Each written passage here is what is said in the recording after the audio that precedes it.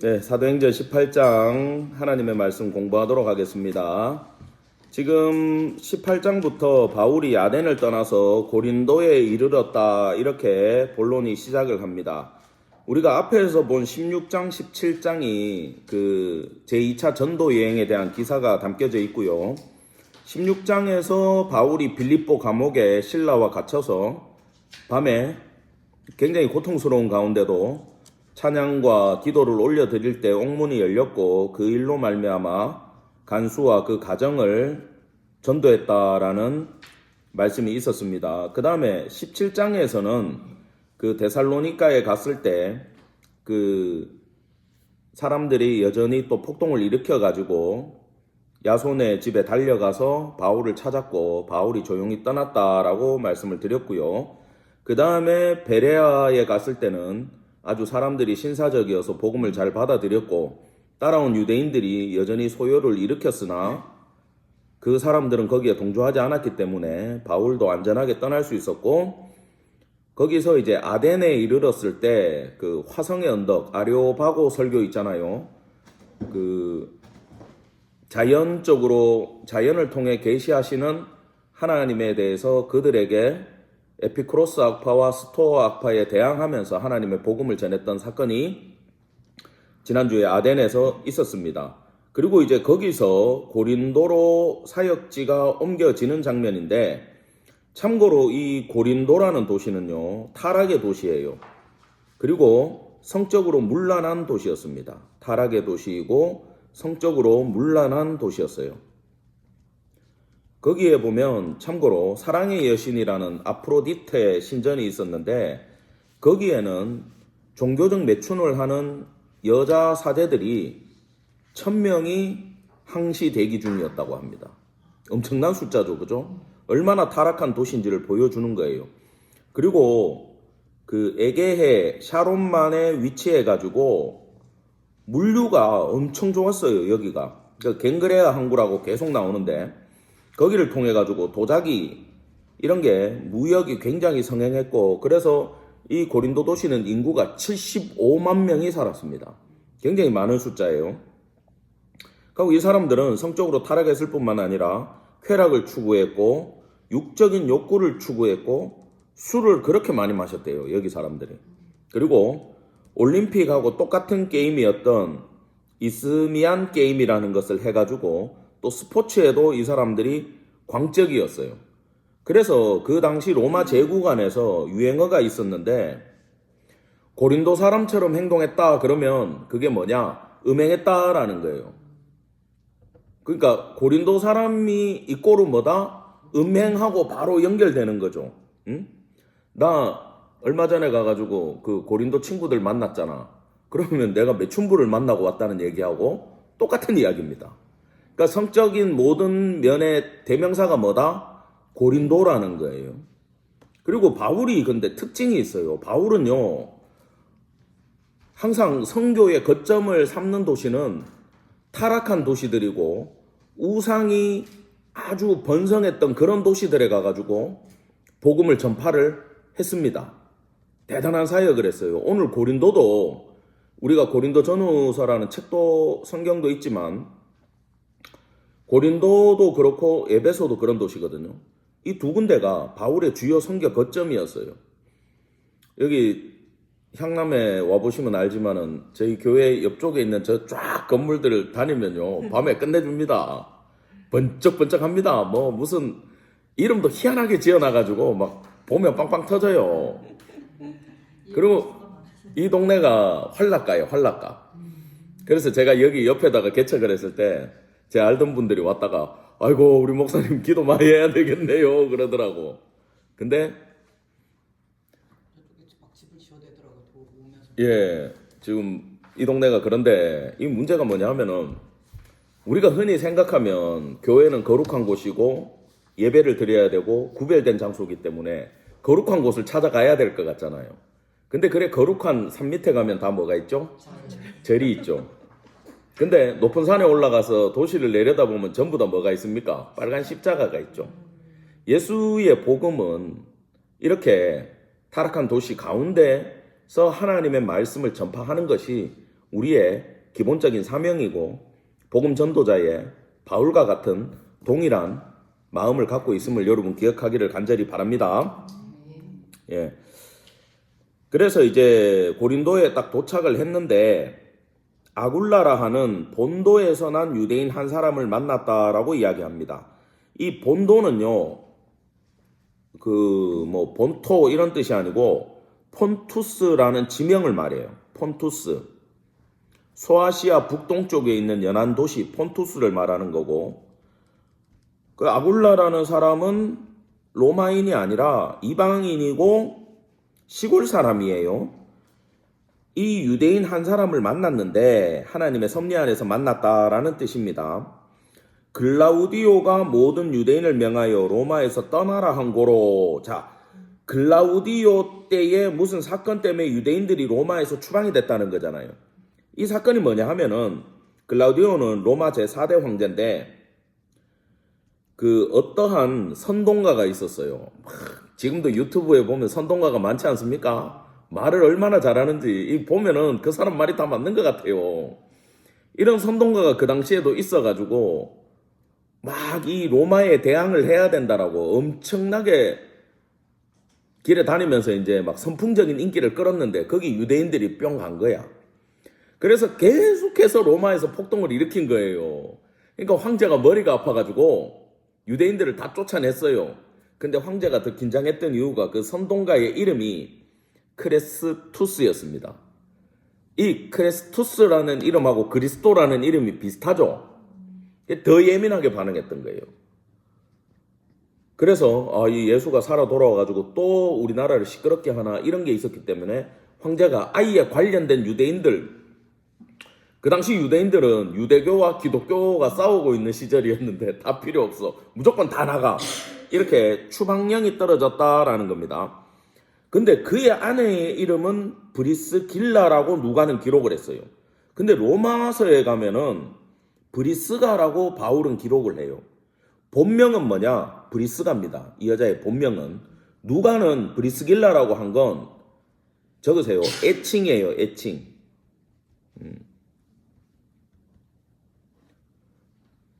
애칭을 불러준 거예요. 제 이름이 이진욱인데 집에서 저를 뭐라고 부르죠? 우리 끝에 앉아있는 성도님 말씀해 보세요.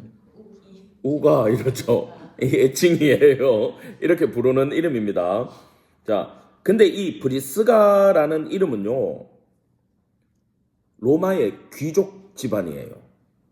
그러니까 이 여인은 이름에서 딱 알려지는 게 뭐냐? 로마 사람이고 부잣집 딸이었던 거야. 근데 남편을 누구를 만나서 촌놈을 만난 거지. 그러면 이 시민권을 갖지 못한 자들을 추방을 시킬 때 이 여자는 안 가도 됐다라는 거예요. 근데 왜 떠났어요? 남편 타라 떠났어요. 제가 이분들에 대해서 좀 조사를 했는데 이 여자는 돈과 인맥을 갖고 있는 엄청난 여자였대. 브리스길라는. 그리고 이 남편은, 그러니까 이 부자가 아무 남자나 만난 건 아니야. 이 남자는 또 놀라운 기술을 갖고 있대. 그러니까 천막, 그 다음에 신발, 가방, 이런 로마 군인들이 사용하는 군용품을 만들 수 있는 가죽 장인이었다라는 거야, 이 사람이. 천막 사업을 하는 사람이고. 그래서 이분들이 고린도, 에베소, 로마 전부 다 지사를 가지고 있었대요. 엄청나게 사업을 크게 하는 그런 부부였다는 거죠. 근데 로마에서 추방령이 떨어지니까 이 여자는 남편의 신앙을 따라 함께 떠났습니다. 이 사람들은 로마에서부터 기독교인들이었어요. 유대교인들이 아니라 크리스찬이었단 말이죠. 그래서 이제 고린도에 와가지고 이 정착을 했을 때 지금 바울을 만났다라는 뜻이거든요. 자, 근데 보십시오. 한번. 자, 저를 보세요. 로마에서 엄청나게 사업을 하면서 저 지방 소도시들에게 지사를 내고 물건을 팔면서 로마에서 아주 부자로 살았어요. 그리고 하나님을 잘 섬겼어요. 예수를 잘 믿었어요. 근데 그 도시에서 추방이 됐어요. 수도에서 쫓겨나가지고 타락한 도시에 기독교인이 딱 떨어져가지고 여기에 정착을 해야 된다 그러면 그 마음이 어땠을 것 같아요? 기뻤을까요? 좌절감이 느껴지고 하나님 저한테 왜 이러십니까? 라는 생각이 들어요, 안 들어요? 딱 들 수밖에 없는 상황에 처했는데 하나님은 거기에서 지금 누구를 준비하셨어요? 브리스길라와 아굴라 입장에서는 바울을 준비한 거고 바울 입장에서는 누굴 준비한 거예요? 이 사업하는 부부를 딱 맞춰주신 거야. 지금요 선교팀은 다 흩어져 있습니다. 신라하고 지금 그 디모데가 흩어져 가지고 다니면서 지금 선교비를 거두고 있어요. 바울 사도가 전도를 해야 되는데 일하고 있어 가지고는 전도를 못 하지 않습니까? 여러분 출근하는 분들 알지만 퇴근하고 와가지고 뭐 할 수 있어요? 퇴근하고 와가지고요 수요 예배 금요 예배 나오는 것도 힘들어요. 제가 보면 막 눈에 졸음이 가득해.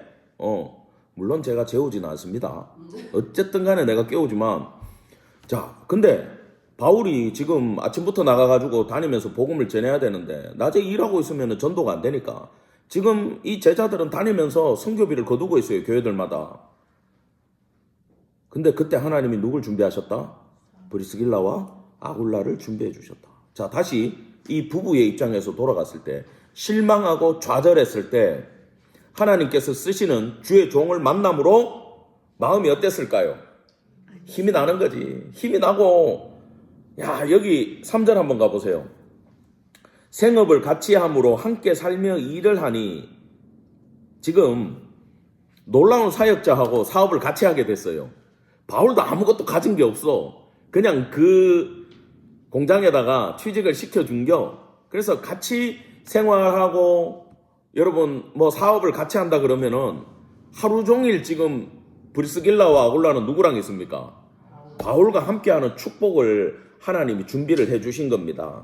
그래서요 성도는 절대 잊어서는 안 되는 게 뭐냐면은 내 인생에 안 좋은 일이 일어나고 어려운 일이 찾아왔을 때 절대 하늘을 바라보면서 눈을 부라리셔는 안 돼.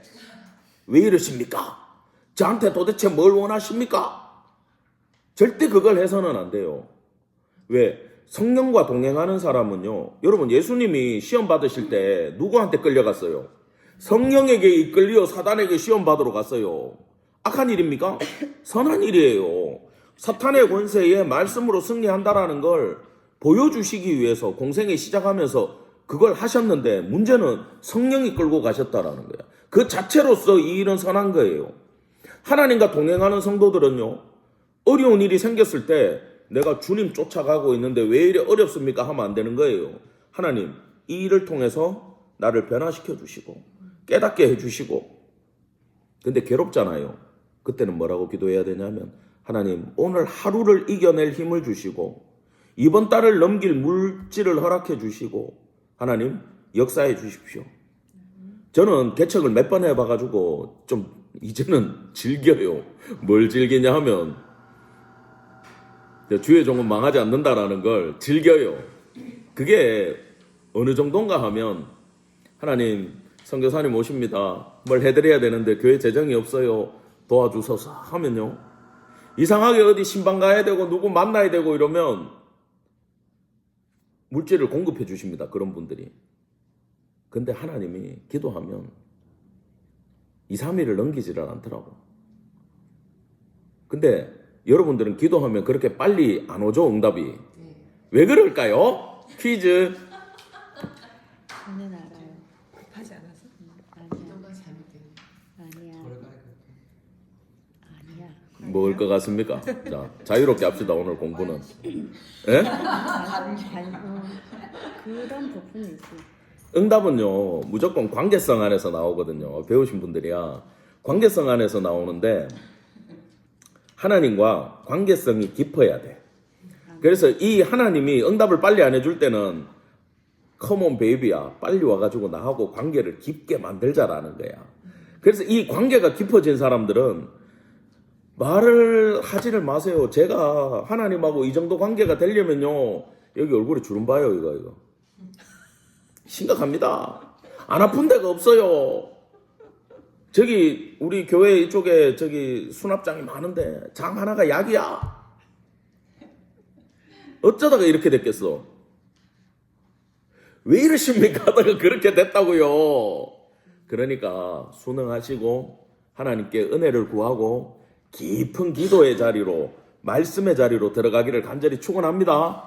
예, 깊어지면 깊어질수록 응답은 빨리 옵니다. 그 다음에요, 요거는 성경 공부 참석하는 분들을 위해서 특별히 알려드리는데, 다 기도하다 보면 하나님이 내려놓으라는 게 반드시 있어요. 어떤 한 부분에 대해서 하나님이 난 이거 네가 좀 버렸으면 좋겠는데, 근데 난 이걸 놓을 수가 없어. 주님, 나는 이걸 못 놓습니다. 예를 들어 선교사가 해외에 가 있는데 후원이 없는 선교사예요. 그래서 아르바이트를 하고 있어. 근데 만약에 주님이 난 네가 내 일을 전적으로 했으면 좋겠다. 아르바이트 그만둬라. 그러면 여러분 그 정확하지도 않고 느낌만으로 다가오는 약한 음성 가운데 아멘 하고 생업을 포기할 수 있다. 손 들어보세요. 지금 안 되죠. 근데 내가 했어. 그걸 어떻게 했는지 아세요? 그거 성경 공부 아무리 해도 안 되고 기도 아무리 해도 안 돼. 용기는 안 생겨요.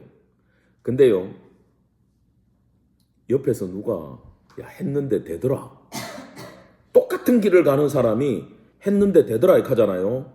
할 수 있어요. 그러면 어떤 마음이 드냐면 하나님 저분과도 함께 하는데 나는 왜 안 도와주세요? 나도 도와주세요. 나도 해보겠습니다. 이게 용기가 생기는 거야. 그래서 전도나 이 믿음이 업그레이드 되는 모든 건 이거 뭐 설교 듣고 기도한다고 되는 게 아니라 주변에 훌륭한 믿음의 신앙인들의 삶을 보고 따라가야 된다는 거지. 그래서 여러분들이 해야 될 건 그게 목사가 됐든 전도사가 됐든 뭐 유튜브에 있는 어떤 분이 됐든 물론 가까이서 상담할 수 있으면 더 좋지만 이런 걸 상담하고 기도받고 물어보고 바라볼 수 있는 신앙의 멘토들이 옆에 꼭 있어야 돼요. 제가 지난주 주일날 오신 선교사님에 대해서 소개도 그렇게 했지만 그때 선교지에 있을 때 같은 선교사로서 저에게 그 본을 보이신 분이 그 선배님이에요. 그때 저한테 이렇게 얘기했어요. 기억이 저는 선명하게 나요. 이 박근혜 대통령이 대통령 된 해가 언제예요? 19년이었나? 18년이었나? 아무튼 그 해에 송구 영신 예배 끝나고 선교사님하고 나하고 교회에서 침낭 깔고 둘이서 철야하고 기도하고 진짜 같이 자면서 12월 31일이야. 아무도 없을 때 믿음이란 건 이런 거야. 뭔데요? 이러니까 그 하는 일 그거 때려치워봐 이렇게 하는 거야. 예? 저 지금 부양해야 될 가족이 4명입니다. 때려치워봐. 하나님 먹인다니까. 내가 그래가지고 기도 안 하고 뭐 했냐면 선배님한테 확실하죠? 책임지세요 그랬어. 그때 선배님이 책임질게 해봐 그랬어. 바로 그 다음 주에 가서 사표 내고 왔어요. 근데 하나님이 일주일 동안 먹을 걸 안 주시더라고. 할렐루야지. 이 사람하고 내하고 야, 이러다가 우리 굶어 죽는가 이거. 그때 또 내 자존심에 구걸은 안 한다. 내 세상 사람들한테 부탁 안 한다. 돈 안 빌린다. 카드 안 쓴다. 하나님이 주면 먹고 안 주면 굶겠다. 이러고 버팅겼어. 그러면서 하나님 먹을 걸 공급해 주십시오. 버텨내야 됩니다. 하나님 뭘 주셨다고요? 만두를 주셨어. 만두가 한 차가 왔어. 누가 유통기한 다 돼간다고 못 판다고 선교사님들 나눠 드시라고 갖고 왔어. 그래서 우리 선배 전도사님이랑 나랑 그 만두로 양쪽 집이 생계를 유지하는데 한 3일째 먹으니까 구워 먹고 쪄 먹고 뭐 다 해 먹다가 나중에는 만두죽까지 만들어 먹다가 한 일주일 되니까요 냄새나서 못 먹겠어요. 그때 만나가 얼마나 힘들었는지 깨달았다 그랬잖아 내가. 근데 하나님이 없는데도 그렇게 공급하셔가지고 나누게 하시는 분이더라고. 그게 시작이었어요. 시작. 여러분 그때부터 지금까지 저는 이 오랜 시간 동안 아르바이트나 돈 버는 일을 안 했어요. 왜? 하나님이 주시는 거 누려보려고. 여러분 이게 이 어려운 일에 내가 목적이 맞다면 하나님이 시킨 일이라는 확신이 있다면 내 인생을 던질 줄 알고 굶어보고 망해보고 부도 나보고 신용불량 돼봐도 끝까지 가도 하나님과 승부를 보겠다고 끝까지 버틸 수 있는 게 여러분 성도의 믿음임을 기억하기를 간절히 축원합니다. 이게 중요한 거예요. 하나님 살아계신데 왜 못 붙잡아요? 왜 못 붙들어요? 여러분 믿음의 길 가기를 간절히 축원합니다. 아멘. 자, 진도 나가야 되는데 죄송합니다. 지금 안식일마다 바울이 회당에서 강론하고 유대인과 헬라인에게 권면하니라. 자, 이 안식일마다라는 것은 지금 심지어 바울은 여기서 1년 6개월 동안 이 안식일마다 여기에 갔어요. 근데 내가 생각을 했어. 바울은요 맨날 유대인들 회당 찾아가요. 근데 유대인들이 반대해가지고 맨날 쫓겨나요. 그리고 맨날 발에 먼지 털어요. 내 다시는 너가고 상종 안 한다 이렇게 하고 그 다음에 딴 지역 가면 또 유대인한테 가요. 내 이 바울의 마음을 예전에는 공부하면서 이해를 못했어요. 근데 여러분 잘 기억하시기 바랍니다. 성도의 입장에서 있잖아요. 여러분이 언제 성장하냐 하면 힘들든 어떻든 뭐 다 필요 없이 매일 매주 주일 뭐 수요일 목요일 금요일 하나님의 말씀을 가르쳐주고 강해를 듣고 배우는 일이 여러분에게 영적인 에너지와 힘을 공급하는 시간임을 아시기 바랍니다. 밥 먹는 거예요. 밥 먹는 거. 말씀 배우는 게. 이걸 바울은 아니까 믿든 뭐 이쁘든 간에 무조건 거기 가가지고 말씀을 먹여야 저 영혼들이 산다라는 확신이 있었기 때문에 계속해서 가는 거예요. 바울은 지금 안식일마다 회당에 가가지고 복음을 전하고 평일에는 브리스길라와 아굴라와 함께 천막 만드는 일을 하면서 살았어요. 이 바울의 선교관이 뭐냐? 복음의 전도자는 성도의 지원으로 후원으로 살아간다라는 기본적인 모토는 바울은 갖고 있었습니다. 그래서 후원이 있을 때는 무조건 바울은 그 후원으로 전도에 열중을 했어요. 근데 후원이 끊어졌을 때 바울은 강제로 돈 내라고 하지 않아요. 왜 그랬을까? 성도의 개인적인 사정이 있을 거 아닙니까? 각 교회마다 개인적인 사정이 있을 거 아니에요. 어떤 교회는 재정이 적자고 어떤 교회는 넘치건 적자건 간에 하나님께 드리는 마음으로 후원이 들어오면 바울은 그걸 쓰지만 안 내놓을 때 억지로 내놓으라고는 얘기는 안 했어요. 왜 그랬냐 하면은 많은 경우에 이 사람들이 그 노예도 많고 교회에 생계 유지하기 힘든 사람들이 많았어요. 근데 이 사람들이 없는 가운데도 섬기는 게 맞지만 너무 연약할 때는 여러분 내가 없는데 그래도 선교비를 낼 수 있는 건 어느 정도 성장한 사람이야. 근데 약한 상태 아니면 강했더라도 무너진 상태에서 선교비 좀 부담하세요. 그럼 시험 들어요. 왜? 너무 없으니까. 모두 다가 생명 걸고 복음에 뛰어든 건 아니지 않습니까? 그 영혼들의 연약함을 바울은 알기 때문에 권고했을 때 못하게 되면 거기에 대해서 바울은 화내거나 이런 거 없이 바로 돈 벌러 갔다라는 거예요. 이게 또 바울의 매력입니다. 저는 안 갈 겁니다. 일하러 가라고 하지 마세요. 저는 끝까지 기도할 거예요. 그게 여러분한테 더 유리해. 자, 5절 갑시다. 실라와 디모데가 자 이제 이 베레아에서 그 데살로니가인들이 와가지고 소동을 일으켰을 때 바울이 거기에 둘을 남겨두고 아덴으로 피해서 지금 고린도까지 왔잖아요. 그리고 나서 지금 이 동역자들을 합류를 했는데 실라는 빌립보 교회 갔다 왔고 디모데는 데살로니가 교회 갔다 왔어요. 실라는 빌립보 교회 갔다 오고 디모데는 데살로니가 교회 갔다 왔어요. 그래가지고 바울이 데살로니가에 디모데가 갔다 와가지고 좋은 소식 이런 거 주니까 그 데살로니가 전서를 써가지고 그쪽으로 보낸 겁니다. 그리고 신라는 빌립보에 가가지고 지금 제일 필요한 헌금을 땡겨가지고 온 거야. 그래서 바울은 헌금이 들어오면은 뭐 했다? 일 그만두고 또 바로 전도하러 갔어요. 자, 5절 뒷부분에 보면 바울이 하나님의 말씀에 붙잡혀. 자, 하나님의 말씀에 붙잡혀 네모치세요. 이건 뭐냐 하면은 성령에 붙잡혀서 미친 듯이 말씀을 강론했다. 진짜 이런 뜻이야, 이게.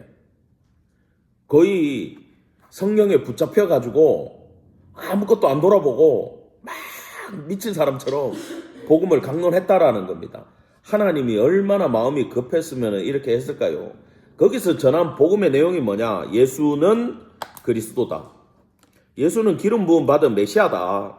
이걸 계속해서 전했다라는 겁니다. 그걸 여기 보면 말씀에 붙잡혀라고 되어 있는데 요거는 구약 말씀이에요. 구약 말씀에서 예언한 그 메시아가 예수라고 지금 계속 전했다라는 겁니다.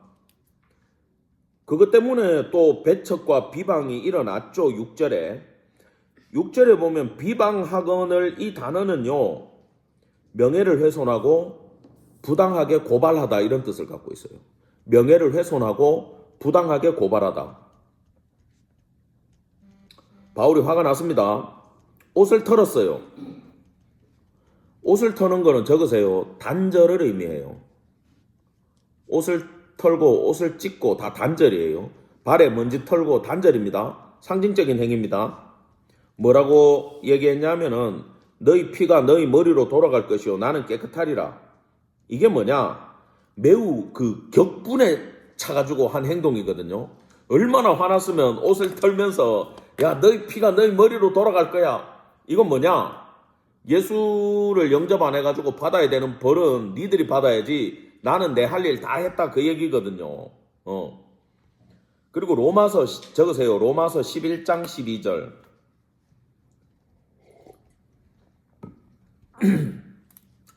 이 바울한테 결정적인 사건인데 내용이 이렇습니다. 유대인이 복음을 멸시하고 구원에 합당치 않은 자로 자처하기로 기억나죠? 내가 부득불 이방인에게로 간다. 내가 유대인 너거부터 전도하고 싶었는데 니들이 복음을 멸시했어. 구원에 합당치 않은 자들이야. 그거 니들 스스로 결정했어. 그래서 나는 이방인에게로 간다. 지금 누가 손해라는 거예요? 유대인들이 손해라는 거예요. 그리고 나서 바울은 이방인 복음화에 힘을 쓰겠다라고 이렇게 이야기를 했는데 여러분 배웠다시피 사도행전 13장 46절에도 이래놓고 또 계속 유대인에게 가고 있고 끝까지 유대인에게 가십니다. 이분은 어쩔 수 없어요. 거기서 옮겨 하나님을 경외하는 디도 유스도. 자, 디도 유스도 네모치시고 디도라는 말은 이 사람의 로마식 이름이에요. 이 사람은 헬라인인데 이제 개종한 사람이죠. 그 유스도라는 이 집안은 로마의 명문가고 시민권자랍니다. 그리고 이름의 뜻은 정의라는 뜻을 가지고 있어요. 정의, 정의롭다. 그리고 이 장소로 바울이 그 숙소가 아니에요. 숙소는 브리스길라 집에 있으면서 여기서 디도 유스도의 집에서 교회를 하신 거야. 이게 뭐겠어요? 고린도 교회지. 이해가 되십니까? 요 장소가 고린도 교회가 되는 거예요. 그리고 요 고린도전서나 로마서에 보면은 이 친구를 뭐라고 부르냐면 가이오라고 불러요. 가이오 들어봤죠? 가이오라고 부릅니다. 자, 이 사람은 하나님을 경외하는 사람이고 그 집이 회당 옆이라. 얼마나 하나님을 경외했으면 집을 회당 옆에 얻었겠어. 교회 빨리 가려고. 여러분들 교회에서 먼 데서 하는 사람들 빨리 집 팔고 오세요. 그냥. 나는 지금 집이 안 팔려가 못 오고 있는 거야. 복덕방에 내놓으라고 기도하면서. 자, 팔고 교회 앞에 와가지고 회당 옆에 살아야 돼. 내가 유통기한을 언제까지 줄 거냐 하면은 내가 이사 오기 전까지. 아멘 안 하는 거 봐라. 심각하다. 네, 그 집은 또 애 공부를 해야 되니까 내가 봐주겠습니다. 자, 8절. 또 회당장 그리스보가 이 회당장 그리스보도 지금 기독교로 개종을 했어요. 온 지방과 더불어 주를 믿고 수많은 고린도 사람들도 듣고 믿어 세례를 받더라. 지금 이 집이 엄청나게 부흥을 했는데 이 회당장이었던 이 그리스도가 이제 회당장 그만두고 나중에 고린도 교회에서 신앙을 세운 다음에 아예기나라는 도시에 가서 아예기나 이 도시에 가서 목사님이 되셨어요. 이분이 감독이 되셨대. 그래서 유스도는 집을 내놓고 하나님을 경외하는 자였고 회당장이 회개하고 돌아와 버리니까 수많은 유대인들이 어떻게 되겠어요? 아니 우리 회당장께서 예수를 믿으면 진짜인 것 같은데 나도 따라 믿어봐야 되겠다. 따라가게 되는 거예요. 그래가지고 고린도전서에 보면 브드나도, 아가이고 이런 사람들이 이 회당장 때문에 예수를 믿고 고린도 성도가 됐다라는 겁니다. 자, 그러면 이렇게 회당장이 회심하고 돌아오고 주변 사람들이 교회에 몰리게 되면 유대인들은 어떨 것 같아요? 유대교에 빠져있는 애들은 막 화가 머리 끝까지 날 거고 바울 죽여야 되겠다. 또 다른 지역에 있는 사람들까지 모여가지고 바울을 공격할 거 아니에요. 근데요, 바울이 빌립보, 데살로니가, 베레아 때는요, 유대인들이 들고 일어나면 그냥 털고 떠났어요. 기억나죠?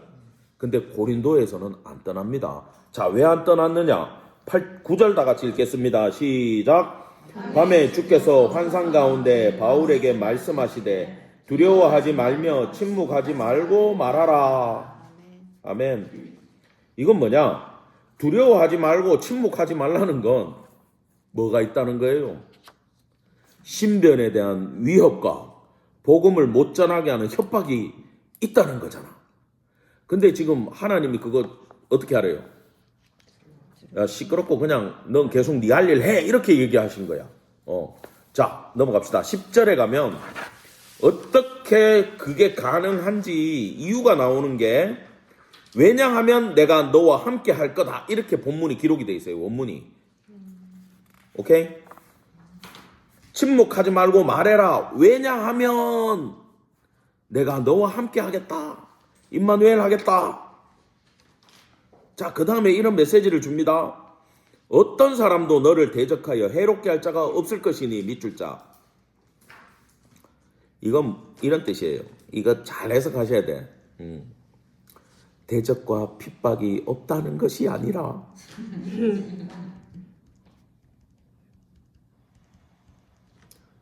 핍박을 받으나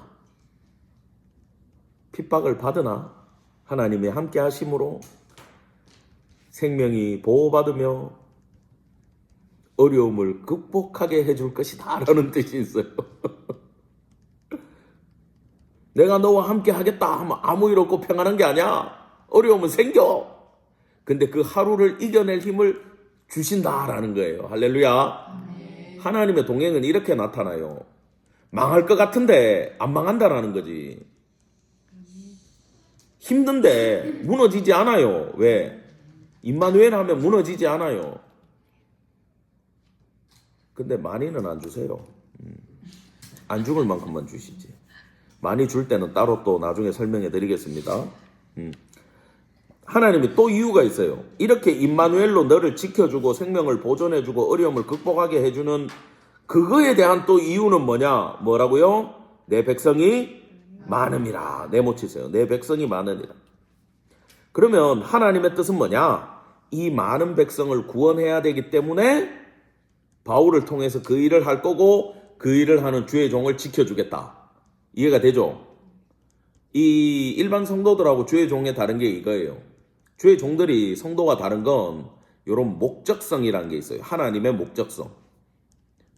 그것 때문에 저기 해외에서 선교 잘하는 제가 이쪽으로 불려왔지 않습니까? 목적성이 있다라는 거예요.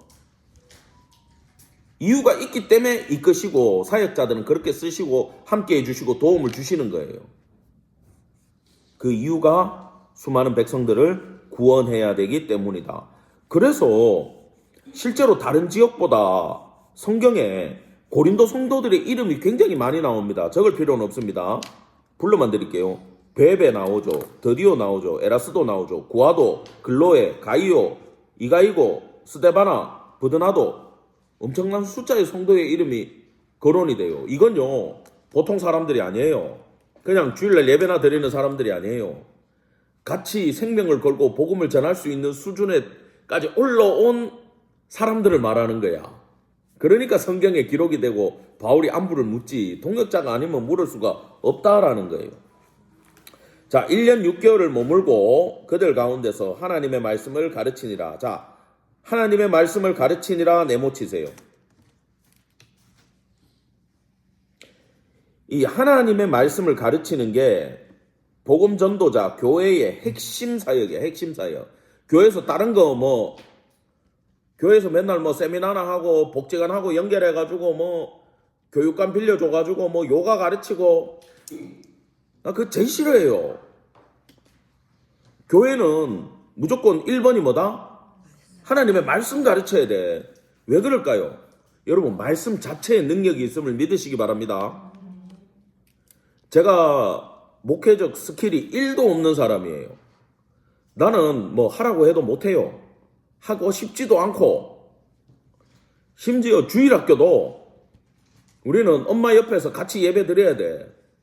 나중에 따로 성경 공부는 내가 시켜줬지만은 교사도 두고 한 적은 있지만 선교지에서도 예배는 무조건 부모하고 같이 드리게 해요. 그러면요 꼬맹이들 있잖아요. 여기도 뭐 우리 도아 어릴 때 계속 발로 막 앞사람 차가지고 앞에 사람 도망가고 그랬잖아. 기억 안 나죠? 난 다 기억해요. 그래 내가 집사님 저쪽으로 밀려났어. 옆으로 밀려나니까 또 이놈이 벽에다가 발자국을 다 내놨어. 차도 난리죠.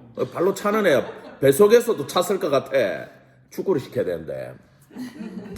자, 근데 그 아이가 예배를 계속 드리고 말씀이 들어가면 질문하면 대답도 하고 이래 뚱하게 이래 앉았다가 뭐 물어보면 도와야 이러면 막 대답도 하고 자세도 좋아지고 여기 우리 또 정집사 집 선제도 선제 없고 티어의 그 선제도 맨날 자고 그래도 코는 안 굴더라. 주일학교 때 애기가 뭐하러 좋으니까 아빠는 맨날 입에다가 그 추파춥수가 지금 아직까지 오잖아. 입에다가 사탕 물려주고. 근데 얘가 지금 예배를 얼마나 잘 드리는지. 야, 난 지난주에 또 그 선제까지만 얘기하고 그 누나가 있거든. 얘기하면 안 되는데 그 누나는 예배 시간에 은혜를 받아가지고 뭐 애가 그렇게 통곡을 하면서 막 찬양을 하는 거야 하나님 앞에. 나 깜짝 놀랐어. 이번 부활절 때 입교하고 나면은 하나님이 또 특수한 또 은사를 주실지 압니까? 딸내미 위해서 기도 많이 하시기 바랍니다.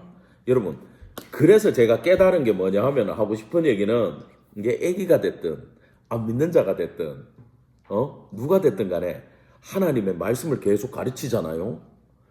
제가 하는 게 아니라 그 들어간 말씀이 역사해가지고 사람이 변화가 된다라는 것을 배웠어요. 제가 선교지에서.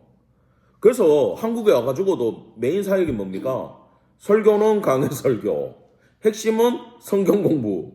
계속 하나님의 말씀만 가르치면 교회는 저절로 되고 여러분 가정도 저절로 일어나는 줄 믿으시기를 간절히 축원합니다. 아멘. 예, 우리 잠시 쉬었다가 다음 시간에 12절부터 공부하도록 하겠습니다.